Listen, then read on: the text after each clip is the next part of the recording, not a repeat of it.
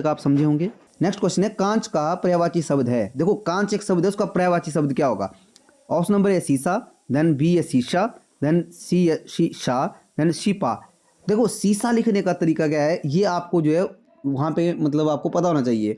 तो option number B आपका correct होगा। शीशा हम इस तरह से लिखते हैं, सॉरी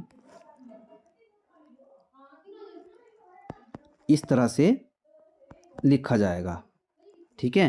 तो ये आपने ध्यान रखना है वहाँ पे। मतलब कई बार होता है ना कि हम जल्दबाजी में ऐसा करते हैं कि यहाँ पे क्लिक कर दिया, नहीं यहाँ पे टिक नहीं करना है हमें, ये गलत हो जाएगा। आपका option number B correct answer है। आई होप यहाँ तक समझे होंगे आप। देन बढ़ते हैं हम अपने नेक्स्ट क्वेश्चन की तरफ। नेक्स्ट क्वेश्चन है राजीव का पर्यायवाची शब्द है। देखो राजीव का पर्यायवाची शब्द है, ऑप्शन नंबर ए है ताम्रश, देन पेटीकोट, रसाल, देन राजिक। तो देखो रसाल का तो मैंने आपको उस दिन भी बताया था, रसाल का पर्यायवाची क्या होता है? आम, आम का पर्यायवाची होता है रसाल, तो ये तो नहीं होगा। अब राजिक, राजिक तो कोई शब्द नहीं है, तो ऑप्शन नंबर ए आपका करेक्ट होगा। तामरस, तामरस को हम जो है, तामरस क्या है? राजीव का पर्यायवाची शब्द है। आपने ना बहुत ही ध्यान से जब भी ऐसे आपने ऑप्शन टिक करने हैं ना, तो देखो हम 20 क्वेश्चन करते हैं ना, आपको पता है 20 क्वेश्चन करते हैं, पर उसमें जो ऑप्शन होते हैं ना उनको मैं डिस्कस करता हूँ आपसे। तो 20 क्वेश्चन में हम कम से कम अप्रोक्स हम 50 क्वेश्चन कवर करते हैं। तो जैसे रसाल का यहाँ पे आपको पता चल गया कि रसाल ये आम है, मैंने ये प्रीवियस वीडियो में करवाया, ये आपका रिवीजन भी हो गया साथ साथ में। मेरा मोटिव क्या है? मेरा मोटिव है 20 में से हिंदी में पूरे 20, मतलब 20 में से हमने क्या करना है? पूरे 20 नंबर लेने हैं 100%। एक भी क्वेश्चन हमारा छूटना नहीं चाहिए वहाँ पे एग्जाम में, राइट। देन जो आपका नेक्स्ट क्वेश्चन है वो है आपका निम्न में से हर्ष शब्द का विलोम है। हर्ष, अब देखो आपके पास ऑप्शन दिए हुए हैं खुशी, देन उल्लास, विषाद एंड विनोद। अब देखो हर्ष का मतलब क्या है? पहले विलोम, देखो विलोम बोला हुआ ना, इसमें विलोम का मतलब हुआ विपरीत, राइट। विपरीत मतलब जो ये शब्द हमें दिया गया है इसका विपरीत बताना है हमें। अब पहले मैंने बताया था कि विलोम शब्द को देखने के लिए या पर्यायवाची शब्दों को देखने के लिए हमें क्या होना चाहिए? जो हमारा शब्द होता है ना उसका हमें अर्थ पता होना चाहिए। हर्ष का मतलब क्या होता है? हर्ष को हम खुशी से लेते हैं, आनंद से लेते हैं हम। हर्ष का मतलब होता है आनंद। क्या होता है? आनंद, आनंद, आनंद। हम हर्ष को क्या लेते हैं? आनंद हमारा जो है हर्ष का अर्थ होता है। तो अब देखो इसका विपरीत बताना है, तो देखो खुशी तो आनंद ही है, उल्लास भी उसमें आता है, और विनोद, देखो विनोद जो शब्द है ना, विनोद शब्द का अर्थ क्या होता है? विनोद का अर्थ होता है आनंदी। क्या होता है? आनंदी। विनोद का अर्थ भी आनंद ही होता है। तो आपने क्या करना है, मतलब आपने कन्फ्यूज नहीं होना है वहाँ पे आपको जो एक ऑप्शन बचता है वो ये की है, क्या है? सी ऑप्शन, विषाद। विषाद का मतलब क्या होता है? विषाद का मतलब होता है दुख। क्या होता है? दुख।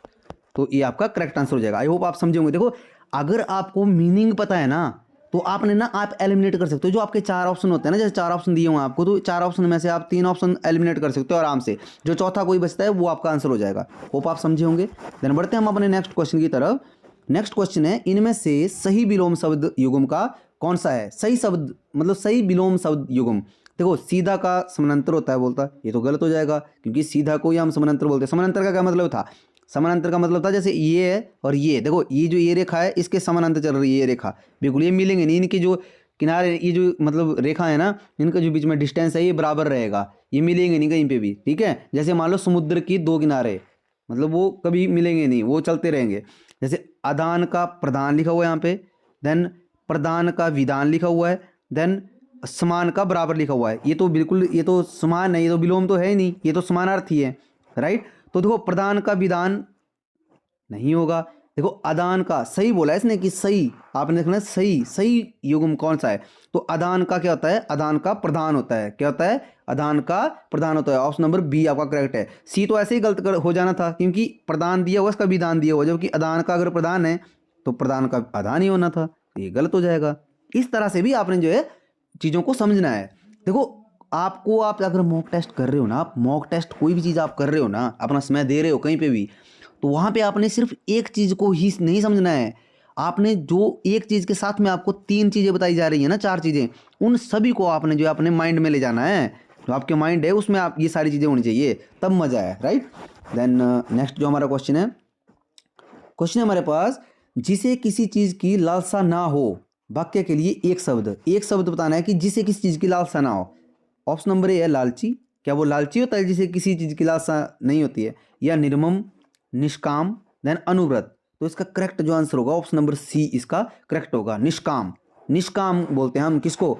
जिसको किसी भी चीज़ की लालसा नहीं हो। आप मुझे कमेंट में बताएंगे कि जिसको बहुत सारी चीज़ों की लालसा हो उसको क्या बोलेंगे हम, कमेंट में मुझे बताइएगा आप, ये मैं वेट करूँगा। और कुछ स्टूडेंट ऐसे हैं जो आप मतलब रेगुलर जो है वो कमेंट करते हैं, उनका बहुत बहुत थैंक्स करना चाहूँगा मैं, क्योंकि आपसे हमें पता चलता है कि आप हमारी जो वीडियो है वो पूरा देख रहे हो, मतलब फीडबैक देते हो आप हमें, राइट। तो सभी स्टूडेंट से रिक्वेस्ट है, जो नए स्टूडेंट भी जुड़े हुए हैं, प्लीज़ आप एक बार कमेंट कीजिए, फीडबैक कीजिए आप, ताकि हमें भी पता चले कि आप हमारी वीडियो को पूरा देखते हैं, राइट। देन नेक्स्ट हमारा जो क्वेश्चन है वो है तत्सम शब्द है। आप देखो ये जो ऑप्शन दिए हुए ना, इसमें आपको पहचानना है कि तत्सम शब्द कौन सा है इनमें। मैंने बताया था कि तत्सम शब्द और तद्भव शब्द में क्या अंतर होता है, ये मैंने प्रीवियस वीडियो में बताया, वो बहुत ही डिटेल में, राइट। देन ऑप्शन है आपका निद्रा, कान, मोर, मोती। तो इसका जो करेक्ट आंसर होगा ऑप्शन नंबर ए आपका करेक्ट हो जाएगा। निद्रा क्या है, निद्रा एक तत्सम शब्द है। देखो कान क्या है, तद्भव है, मोर भी तद्भव है, मोती भी तद्भव शब्द है। तो निद्रा क्या है, निद्रा आपका जो है वो तत्सम शब्द है। देखो इस तरह से ही आपको स्टूडेंट वहाँ पे क्वेश्चन बनेंगे। तो आप जो भी क्वेश्चन को पढ़ते हो तो उसको आपने बहुत ही ध्यान से पढ़ना है, ताकि अगर एग्जाम में हमारे से उस तरह से क्वेश्चन बने तो हमें एक अप्रोच का पता हो, और उस अप्रोच से हम क्या करेंगे, सभी आंसर जो है अच्छे से टिक करके आएंगे, राइट। देन बच्चा, बच्चा शब्द का तत्सम रूप है। ये भी देखो न्यू न्यू टाइप है क्वेश्चन का, इस तरह से आपको जो है क्वेश्चन पूछ सकता है। वहाँ पे बोलेगा बच्चा शब्द का तत्सम रूप क्या है, बच, बालक, वत्स, बाल। तत्सम पूछा है आपको, तो जब तत्सम बनता है तो मैंने तत्सम की एक ट्रिक बताई थी आपको कि आपने तत्सम शब्द कैसे पहचानने हैं। तो वैसे इसका correct answer option number C हो जाएगा आपका। क्या है, ऑप्शन नंबर सी करेक्ट होगा। वत्स, वत्स जो है वो क्या बना, वो तत्सम शब्द बना। अब इसमें देखो बच, बालक और बाल, ये तीनों ही जो है वो तद्भव शब्द से हैं। इस तरह से अगर आपको मतलब मैंने कहा ना आपको कि अगर आपको छोटी छोटी चीज़ों का पता है ना, तो वहाँ से आप एलिमिनेट कर सकते हो अपने ऑप्शन को। देन नेक्स्ट हमारा क्वेश्चन है किशोर। किशोर का समानार्थी है। अब समानार्थी का क्या मतलब होता है, देखो बेसिक की वीडियो कहाँ पे, संपूर्ण हिंदी प्लेलिस्ट, समानार्थी, अनेकार्थी, सभी के ऊपर मैंने बहुत ही डिटेल में मैंने वीडियोस दी हुई हैं। एक बार प्लीज़ वहाँ पे विजिट कीजिएगा जिन्होंने अभी विजिट नहीं किया हुआ है। देन बढ़ते हैं हम जो हमारा क्वेश्चन है उसकी तरफ। तो आपका ऑप्शन नंबर ए है आपके पास, समझदार, क्या किशोर, किशोर का समानार्थी क्या होगा, कोलाहल, तरुण या उपरोक्त सभी। तो इसका जो करेक्ट आंसर हो जाएगा ऑप्शन नंबर सी आपका करेक्ट आंसर हो जाएगा। तरुण क्या है, तरुण को हम किशोर का समानार्थी बोलते हैं। देन नेक्स्ट जो हमारा क्वेश्चन है वो है निम्न में से एक शब्द अनेकार्थी नहीं है। देखो इसने बोला कि एक शब्द अनेकार्थी नहीं है। अब मैं बार बार हर मॉक टेस्ट में आपको बताता हूँ कि जैसे जब भी आपको ऐसा नहीं दिया होता है ना, वो पूरे क्वेश्चन की सेंस उल्टी कर देता है। ये आपने बहुत ध्यान से देखना। कई बार हम जल्दबाजी में क्या करते हैं कि निम्न में से एक शब्द का अनेकार्थी है, तो हम करेंगे पत्र मुद्रा दंड, टिक कर दिया और आगे, वहाँ पे गलत हो जाएगा। इसने पूछा कि नहीं है, जो एक शब्द अनेकार्थी नहीं है वो, राइट। तो अनेकार्थी नहीं होगा तो क्या होगा, समानार्थी होगा, या किसी और भाव में पूछा गया होगा। तो ऑप्शन ए है पत्र, देन मुद्रा, देन दंड, देन पुस्तक। तो इसका जो करेक्ट आंसर होगा आपका वो ऑप्शन नंबर डी आपका करेक्ट हो जाएगा। पुस्तक क्या है, वो अनेकार्थी शब्द नहीं है। अब देखो पुस्तक में भी मैंने आपको बताया था अनेकार्थी में एक अपवाद में चलता है, अपवाद में आता है कि जो पुस्तक का भी है ना, इसमें पूछेगा वो आपसे पहले जब भी एग्जाम में करेगा, तो वो मतलब अनेकार्थी इसमें पुस्तक में कई बार पुस्तक को वो अनेकार्थी में भी काउंट करता है। वो आप ना एक बार बेसिक की वीडियो देखिएगा, वहाँ पे मैंने ट्रिक बताया आपको कि किस तरह से आपने पहचानना है। आई होप समझे होंगे आप। देन बढ़ते हैं हम नेक्स्ट क्वेश्चन की तरफ। नेक्स्ट क्वेश्चन है अन्य पुरुष शब्द। अन्य पुरुष शब्द वह किस में आता है, ये अन्य पुरुष है, ये आपको पता होना चाहिए। और सर्वनाम की जो वीडियो है वो बहुत मैंने डिटेल में समझाई हुई है आपको, अगर नहीं देखी है तो एक बार प्लीज़ वहाँ पे आप गो थ्रू कीजिएगा जो बेसिक की वीडियो है। तो वह जो सर्वनाम में कौन से वचन में शामिल है, जो वह है ना, वह ये कौन से वचन में शामिल है, एक वचन है या बहुवचन है। जैसे ऑप्शन दिए होंगे आपको, एक वचन है, बहुवचन है, कोई नहीं, या एक वचन व बहुवचन दोनों में शामिल है। तो इसका जो करेक्ट आंसर हो जाएगा आपका जो वह है ना, वह, तो वह जो है वो इसका करेक्ट आंसर होगा ऑप्शन नंबर ए, एक वचन। क्योंकि वह को हम, जैसे मैं बोलता हूँ कि राम अच्छा लड़का है, तो राम अकेले की बात हो रही है ना, फिर मैंने इसको आगे करी कि वह 8th स्टैंडर्ड में है, तो वह जब मैंने यूज़ किया तो राम के लिए किया, तो राम सिंगुलर है ना यहाँ पे, मतलब राम अकेला है ना, तो एक वचन है ना, एक वचन में है, तब इसको एक वचन में यहाँ पे हम काउंट करते हैं। आई होप समझे होंगे आप। देन बढ़ते हैं हम नेक्स्ट क्वेश्चन की तरफ। नेक्स्ट क्वेश्चन है हमारा जसविंदर समुद्र की लहर। जैसा है। रेखांकित शब्द है लहर। रेखांकित शब्द कौन सा है? लहर। बोलता है रेखांकित शब्द संज्ञा का कौन सा प्रकार है? देखो संज्ञा की जो वीडियो है ना, उसमें जो संज्ञा के जो भेद है ना, जो जितने भी संज्ञा के भेद है ना, उनको मैंने इतना डिटेल में पढ़ाया हुआ ना, आपको इतना डिटेल में पढ़ाया हुआ कि अगर एक बार आपने वीडियो देख ली ना, एक भी डाउट आपका नहीं बचेगा। ये मैं आपसे प्रॉमिस कर रहा हूँ 100%। एक बार प्लीज़ वहाँ गो थ्रू कीजिएगा प्लेलिस्ट में, जो प्लेलिस्ट है ना वहाँ पे संपूर्ण हिंदी के नाम से, तो वहाँ पे आप प्लीज़ देखिएगा। तो जो लहर है, मतलब फाइनली ये पूछ रहा है आपसे कि लहर है वो किस में आएगा, किस प्रकार में आएगा? भाववाचक में आएगा, गुणवाचक में आएगा, जातिवाचक में आएगा या द्रव्यवाचक में आएगा? तो आपका जो करेक्ट आंसर होगा वो ऑप्शन नंबर सी हो जाएगा आपका, जातिवाचक। क्या आएगा? जातिवाचक में। मैंने क्या ट्रिक बताई थी आपको कि जब भी जैसे मान लो नदी का नाम है, या जैसे यहाँ पे लहर हो गया, ये बहुत सारी चीज़ें हैं जो मैंने ट्रिक बताई हुई है ना आपको, अगर वो आपने समझ ली हैं तो आप 1 से 2 सेकंड के बीच में आंसर टिक करोगे वहाँ पे। ये मैं आपसे प्रॉमिस कर रहा हूँ। होप यहाँ तक आप समझे होंगे। देन नेक्स्ट जो हमारा क्वेश्चन है वो है, ऐसे शब्द जिन पर लिंग, वचन, काल, कारक का प्रभाव पड़ता है। यहाँ पे सॉरी थोड़ा टाइपिंग मिस्टेक है। जिनके ऊपर लिंग, वचन, कारक का प्रभाव पड़ता है उन्हें कहते हैं। अब देखो विकारी, अविकारी, इच्छा बोधक या इनमें से कोई नहीं। देखो प्रीवियस वीडियो में मैंने आपसे क्वेश्चन डिस्कस किया था कि ऐसे शब्द जिन पर लिंग, वचन, काल, कारक का प्रभाव नहीं पड़ता, तो उन्हें हम बोलते थे अविकारी, जिनके ऊपर नहीं पड़ता था। बट इसने बोला कि जो जिनके ऊपर पड़ता है उनको क्या बोलते हैं? तो वो विकारी शब्द हैं। विकारी शब्द कौन कौन से हैं? मैंने प्रॉमिस किया कि मैं आपको याद करवाऊंगा। संज्ञा, सर्वनाम, विशेषण, क्रिया, ये हमारे जो जो ये टॉपिक है ना, ये टॉपिक है, ये किस में आते हैं? ये हमारे विकारी में आते हैं। अब इनके ऊपर कैसे लिंग और वचन का प्रभाव पड़ता है वो समझते हैं। संज्ञा मान लो मैंने यहाँ पे लिख दिया एक बालक, मैंने लिख दिया बालक। बालक एक संज्ञा है ना, तो बालक को देखो लिंग, वचन, काल का प्रभाव पड़ता है। अब सबसे पहले लिंग ले आते हैं हम।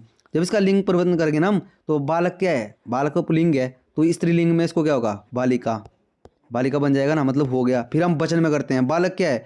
बालक एक वचन है, तो एक वचन से इसको बहुवचन में बदलते हैं हम। तो बालक को जब बहुवचन में बदलेंगे हम, तो बालक को ऐसे आ जाएगा ना, मतलब प्रभाव पड़ रहा है। तो जब प्रभाव पड़ रहा है ना, तो ये वो विकारी शब्द होंगे। मैं इतना डिटेल में पढ़ाता हूँ आपको। बार बार क्यों पढ़ा रहा हूँ मैं? क्योंकि मैं समझता हूँ कि एक बार आपने अगर वो राइट अप्रोच जिसकी मैं बात करता हूँ वो आपके दिमाग में चली गई ना, तो कन्फ्यूजन जो एग्जामिनर क्रिएट करने वाला है आपके लिए वो फेल हो जाएगा। आप जो है पूरे क्वेश्चन करेक्ट करके आओगे, ये मुझे आपके ऊपर ट्रस्ट है। आप प्लीज़ जो मॉक टेस्ट हैं आपको, इनको बहुत ही ध्यान से देखिएगा। क्वेश्चन नंबर 16 है, आयत बहुत मेहनत करती है। वाक्य में रेखांकित शब्द है करती है। देखो करती के ऊपर लगा हुआ यहाँ पे, ये तो बहुत इजी क्वेश्चन है। ये अव्यय है, क्रिया है, विशेषण है या क्रिया विशेषण है?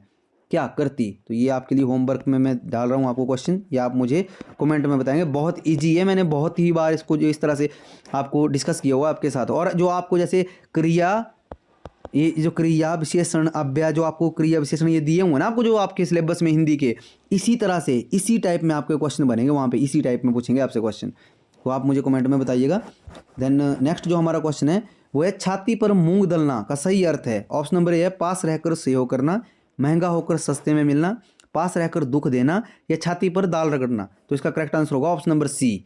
ऑप्शन नंबर सी करेक्ट होगा। पास रहकर दुख देने को बोलते हैं हम, कि छाती पर मूंग दलना। अब मैं मुहावरा है, तो मैंने बोला था कि मुहावरे जो होते हैं उनका शाब्दिक अर्थ नहीं लेते हैं हम। जैसे मान लो छाती पर मूंग दलना का जो शाब्दिक अर्थ है वो है कि छाती के ऊपर मूंग की दाल रखी, उसको दलने लग गए। बट हम शाब्दिक अर्थ को ना लेके उसका जो विलक्षण अर्थ होता है, मतलब जो विपरीत नहीं सॉरी, जो उसका विलक्षण अर्थ होता है, जो मतलब अलग अर्थ जो बनकर निकलता है उसका वाक्यांश में, उसका यूज़ करते हैं हम, उसको मुहावरा बोलते हैं। तो करेक्ट आंसर ये है हमारा। होप आप यहाँ तक समझे होंगे। देन नेक्स्ट है आपका, चांदी का चश्मा लगाना। मुहावरे का अर्थ है प्रसन्न होना, किसी ना किसी प्रकार की प्रतिष्ठा बनाए रखना, किसी ना किसी प्रकार प्रतिष्ठा को बनाए रखना, लंबी छलांग या चांदी चांदी होना। तो ऑप्शन नंबर बी आपका करेक्ट हो जाएगा, किसी ना किसी प्रकार से प्रतिष्ठा बनाए रखना। राइट। तो ये जो मैं क्वेश्चन डिस्कस कर रहा हूँ ना, ये प्रीवियस ईयर आस्क्ड क्वेश्चन है, PYQ हैं, जो मतलब मोस्ट रिपीटेड क्वेश्चन है। आप ये मत सोचिएगा कि मैं आपको इस तरह से करवा रहा हूँ कि वो आपको आएगा नहीं, ये मतलब पॉसिबिलिटी है इनकी, ये पक्का आएंगे आपको। तो 19 नंबर जो क्वेश्चन है वो है, तोते की तरह आंखें फेरना के लिए सही अर्थ है। क्या है सही अर्थ इसका? आंखें ना मिलाना, तोता एकदम आंखें फेर लेता है, दोस्त के साथ विश्वासघात करना, या पुराने संबंधों को एकदम भुला देना। तो आपका जो इसमें करेक्ट आंसर होगा वो ऑप्शन नंबर डी होगा। पुराने संबंधों को, जैसे होता है ना कि कुछ हमारे पुराने संबंध होते हैं, उनको एकदम भुला देना। तोते की तरह आंखें फेरना, मतलब तोता, जैसे मान लो ये तोता जा रहा है ना, तोता उड़ता है, तो वो एकदम से कई बार वो ऐसे ही, मतलब ऐसे उड़ के ऐसे ही आंखें बदल देता है वो एकदम से, मतलब जैसे पहचानता ही नहीं। तो ये बोल रहा है कि पुराने संबंधों को एकदम भुला देना जो है वो तोते की तरह आंखें फेरने के बराबर होता है। तो option number D correct answer है इसका। देन नेक्स्ट जो हमारा क्वेश्चन है आज की वीडियो का last question but not list, नौकरी का विशेषण शब्द है नौकर, नौकर, नुकरार या नौकरशाह। ये होमवर्क के लिए आपको क्वेश्चन दे रहा हूँ मैं, ये मुझे कमेंट में आप बताएंगे इसके बारे में, इसका करेक्ट आंसर मैं वेट करूँगा। और जो कोई स्टूडेंट अभी कमेंट नहीं करते हैं, प्लीज़ मैं रिक्वेस्ट करूँगा आप प्लीज़ कमेंट कीजिए। उससे ऐसा है कि आप अपनी तैयारी का आंकलन भी कर सकते हो, और हमें भी ये लगता है कि हम जो आपके लिए कंटेंट प्रोवाइड करवा रहे हैं वो कहीं ना कहीं आपके लिए हेल्पफुल हो रहा है। तो अगर आप वीडियो को आपको पसंद आया हो तो प्लीज़ आप कमेंट में हमें बताइएगा, अपना सजेशन भी दीजिएगा। अगर आप किसी नए टॉपिक के ऊपर वीडियो चाहते हैं या कुछ नया कंटेंट चाहते हैं हमारी तरफ से, हम कोशिश करेंगे, राइट। तो आज की वीडियो में इतना ही, मिलते हैं नेक्स्ट वीडियो में। तब तक आप अपना ध्यान रखिए, स्वस्थ रहिए। जय हिंद, जय हिमाचल। Thank you.